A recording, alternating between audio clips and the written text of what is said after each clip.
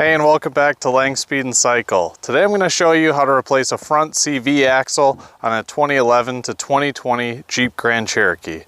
Let's get started.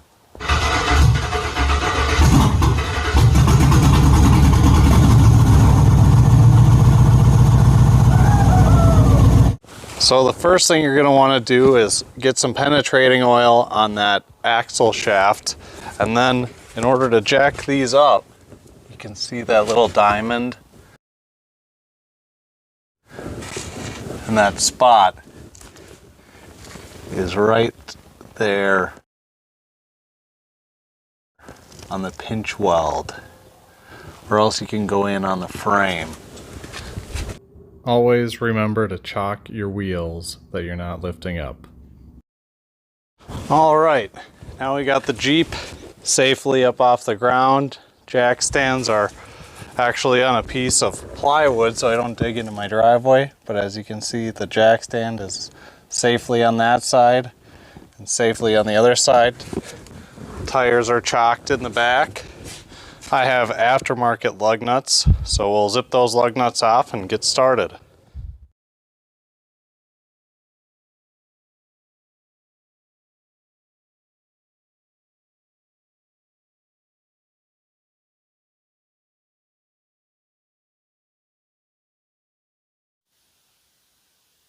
So here we can see that the axle boot is almost completely ripped and it's spewing grease everywhere, all over the spindle, the brake caliper, and just about everything in the wheel well area.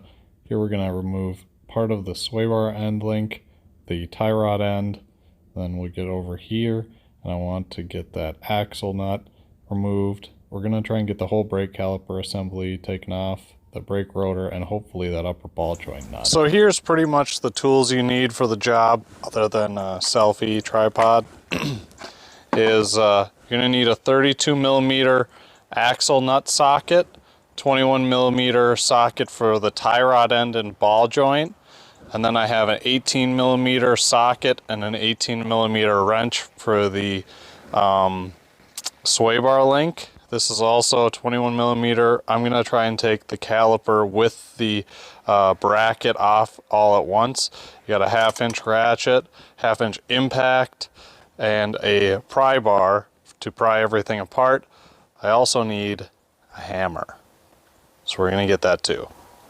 There we go. We need a nice big hammer. And then I have everything soaking in some penetrating oil. And we'll try and get this stuff apart. We're going to take this whole bracket caliper assembly off and hang it from this upper control arm.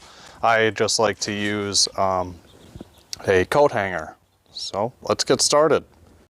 Got my coat hanger all straightened out and try and get this caliper bracket off here. I think we're going to use a breaker bar wherever I put it. Got your 1/2 inch breaker bar.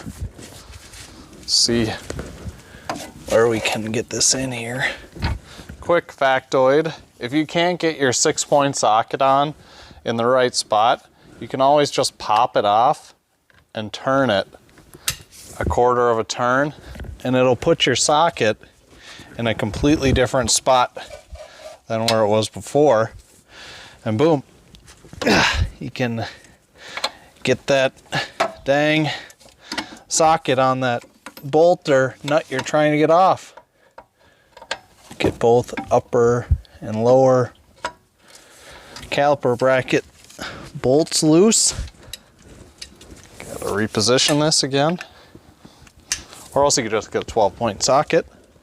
But who does that? Let's see if we can get it on here.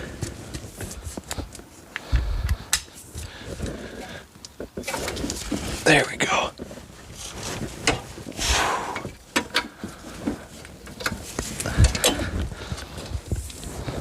Thing is full, getting covered in axle grease. There we go.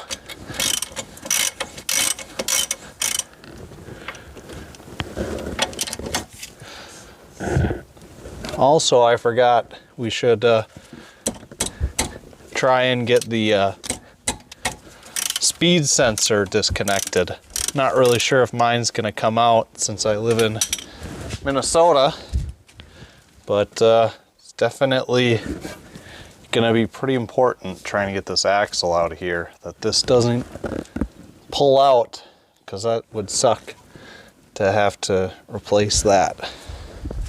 I'm gonna get a rag here. Oh yeah, to get your speed sensor out, it's a 10mm bolt. Let's try and get that out.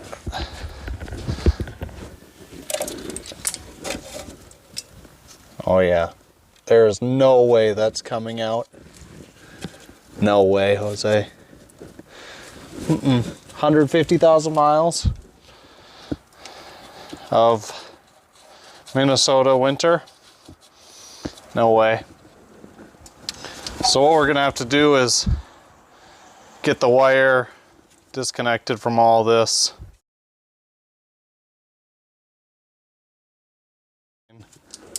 And get it stretched out enough that we can get this whole spindle assembly away from the truck.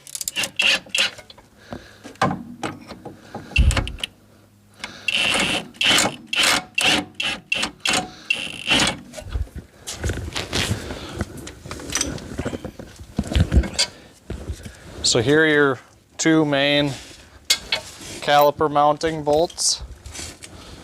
You get the speed sensor off the brake hose without damaging his holder, hopefully.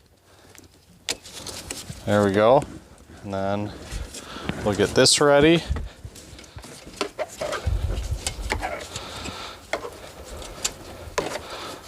You can just wrap it around the control arm once or so and then kind of tie yourself a little knot. And don't let anyone press the brake pedal, or else you gotta freaking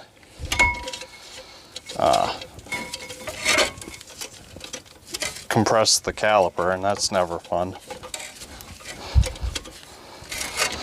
So we got that out of the way. And now we gotta try and break free our definitely corroded brake rotor. There's also a rubber O-ring, I forgot about this in there.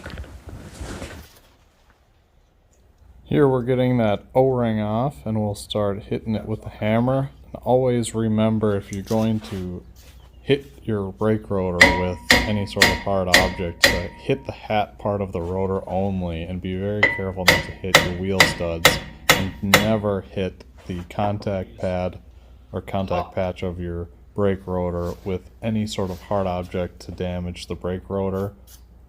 Hit it with some penetrating oil if you have to, and always remember to clean that off. Here I grabbed a rubber mallet, and I'm actually going to hit that contact pad to break it free. A couple smacks there. There we go. We're going to have to clean up this area and clean up this area before reinstalling the rotor, just so that it sits on there nicely.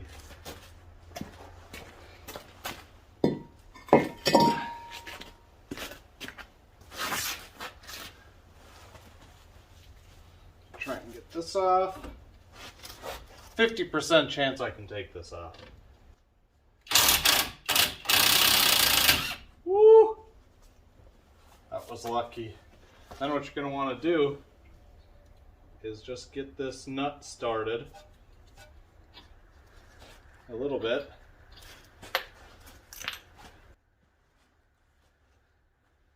Now there's more than one way to skin a cat, but what I'm actually going to do here is hit the spindle with my sledgehammer here. You don't hit the tie rod end, you hit the spindle, and that shock will break that castle part of the tie rod end loose. And don't ever, again, don't hit the tie rod end. You can also use a pickle fork or an air hammer to loosen that up, but you're gonna definitely want to go for the spindle and try and get the most comfortable spot with the best aim in order to hit the spindle properly.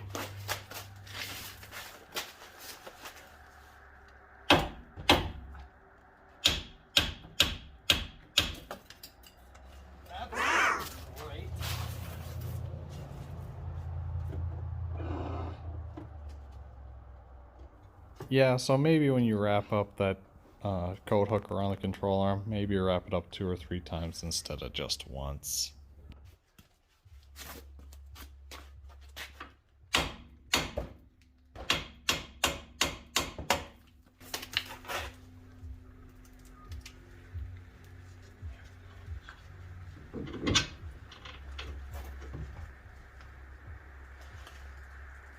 Now that we got that out, just more grease on it.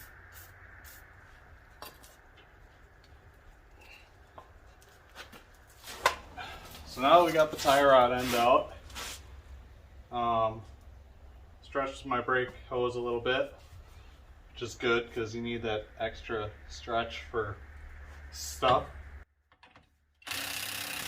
Here we'll get the axle nut socket off and get it ready to pound it out with a hammer. We're going to throw that axle nut right back on a few threads, almost flush with the end of the CV shaft, and then just give it a couple light taps with the sledgehammer. There's a few different ways you can get the axle loose, but here's how I did it. So you get the nut all the way off. Since I'm not returning this for a core, you can either use an air hammer to brat this out or just massage it softly. Nice and loose already since I did just get this thing replaced. Didn't damage the threads at all, which is a plus.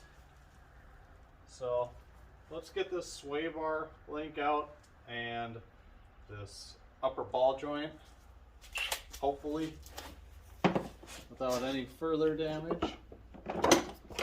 So I got Hercules 1/2 impact, 1/2 to 3/8 adapter since I don't have an 18, and then an 18mm impact socket. If you haven't blown up any chrome sockets yet, which if you're a gearhead like me, it's just a matter of time, you start investing in impact sockets. So, lesson learned.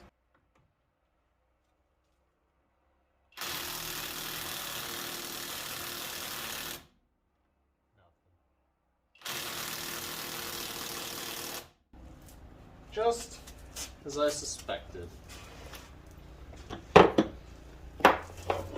So let's see my brute strength can get this thing started. Oh yeah. See that brute strength? Oh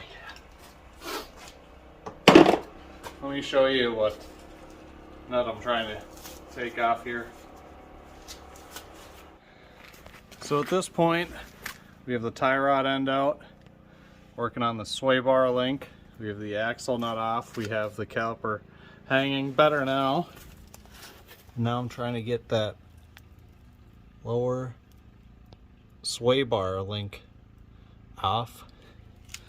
And it should be interesting. I'm either going to strip off all the threads and have to replace the sway bar links, or not. Won't get really lucky. I'll be able to get this out the Dakota worry-free. It's 50% chance. It's a 20% chance.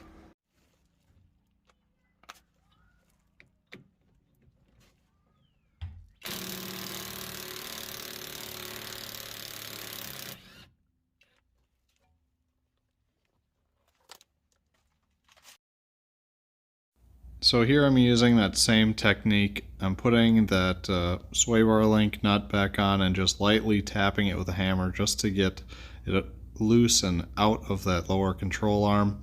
There's enough thread-free part of the bolt to get it out of the control arm, and it got it free. So just spraying some penetrating oil both on the sway bar link end and on the control arm to get that all out. So one thing I had to do was take the pry bar, now that the sway bar link is out, but I had to give it a little pressure to get that sway bar link out. That's a happy day. Now I gotta go check on the crazies. Well, we're back at it on the Jeep. Got both my boys down, so time to wake them back up with impact noises, probably. So, yeah. I won't be in trouble at all today.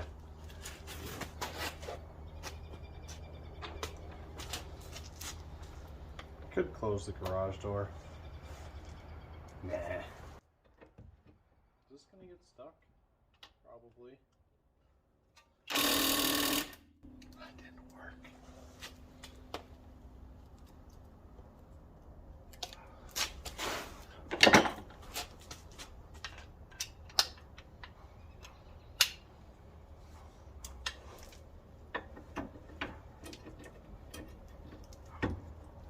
Righty tighty, lefty loosey. I think this is lefty.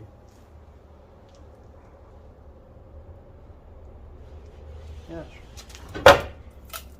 Oops, I don't want to do that.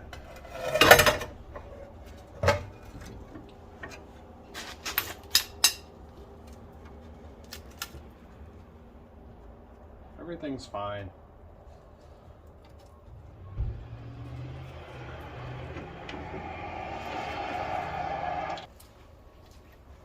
Oh, I got tea. Good for you. Real fancy. So treated. Nice. That was too easy.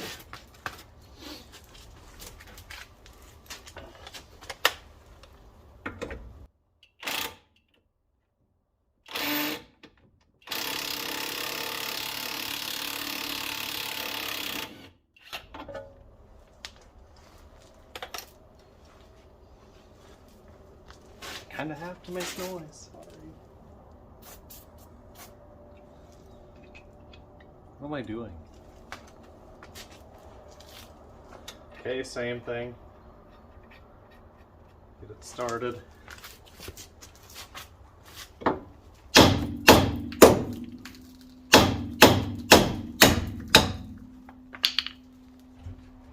can be that loud. Now I'm done. Is there a wig? I know.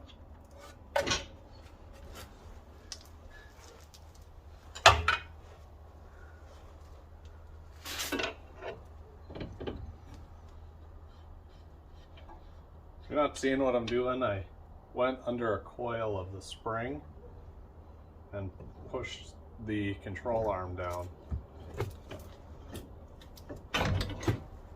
And now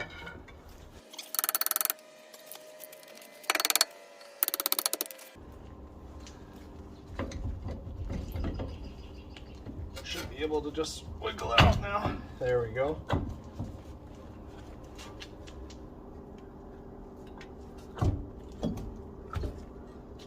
Little spacer in here.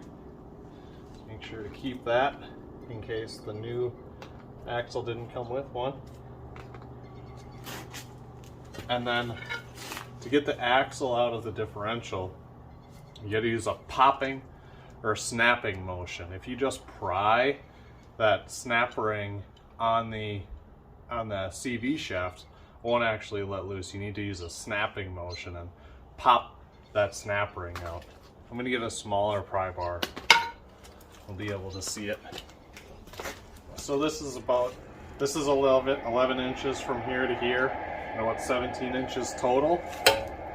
So what we'll do, I'll get you in on the axle housing so you can watch me use a snapping motion to get that CV shaft out.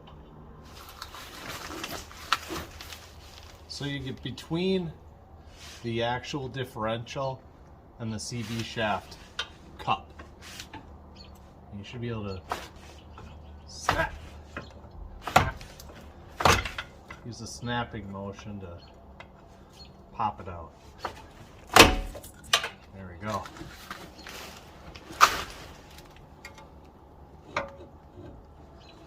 Just guide it out nicely. Don't damage the axle seal.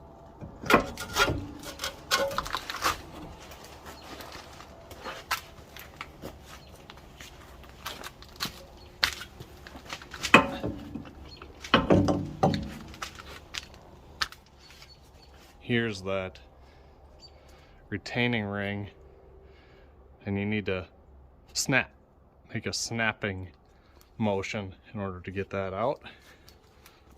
There's your problem. Both of these cheap, flimsy axles. And yeah, let's get the new one. Here is the NAPA number for the driver's side axle. This is a new axle. You could get used or remanufactured,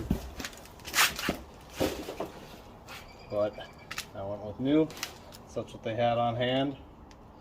Now, new axles might not be identical to your replacement, but these are both aftermarket.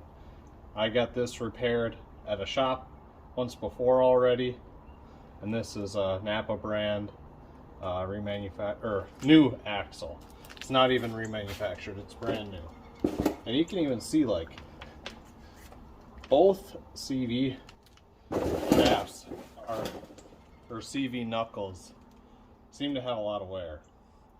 But I never whipped donuts in this thing ever, so I don't know why the front end would be worn out at all. So anyways, let's get this back in. Now, getting this new axle in is fairly straightforward. Now, I don't know if it's mandatory. I didn't look at the instructions or whatever, but every mechanic kind of has his own things he does to help aid installation of stuff. Now, what I'm going to do is actually put a little bit of grease. You could use gear oil, engine oil, whatever, Vaseline.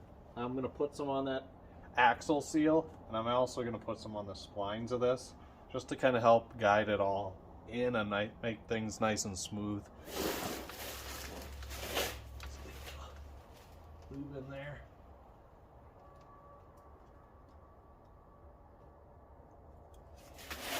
There we go.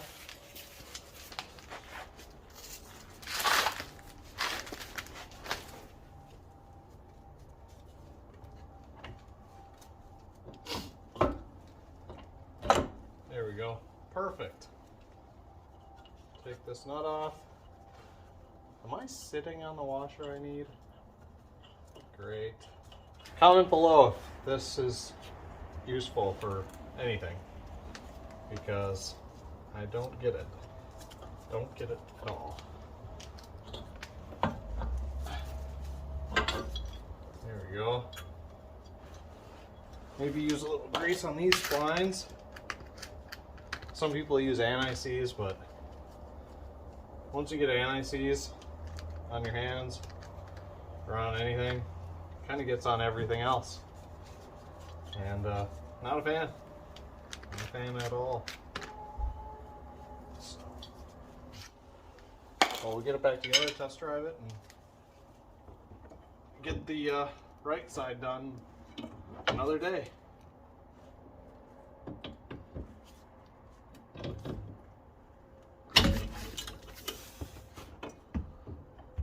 Punch myself in the face first.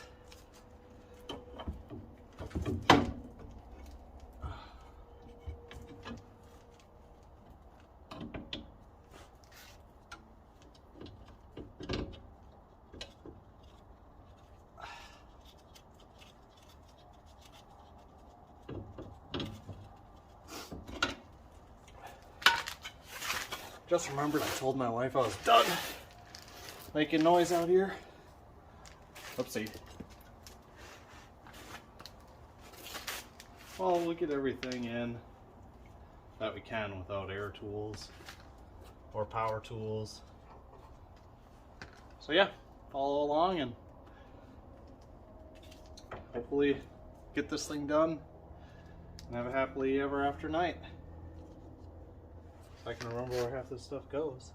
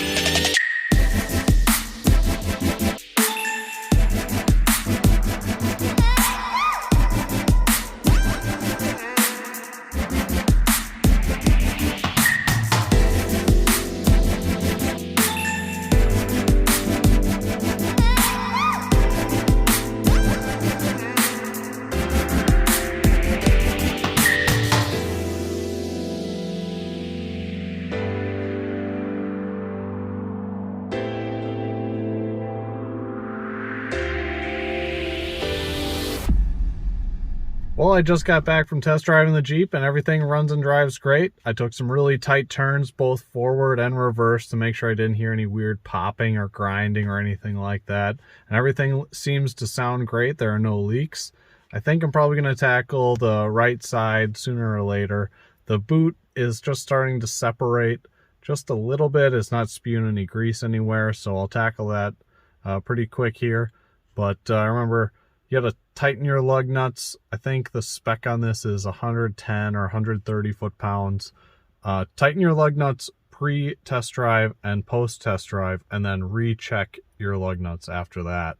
Probably after a couple drive cycles. And yeah, you should be good to go. I hope you might have learned something from this video. Please like and subscribe. And remember, find them, fix them, and drive them.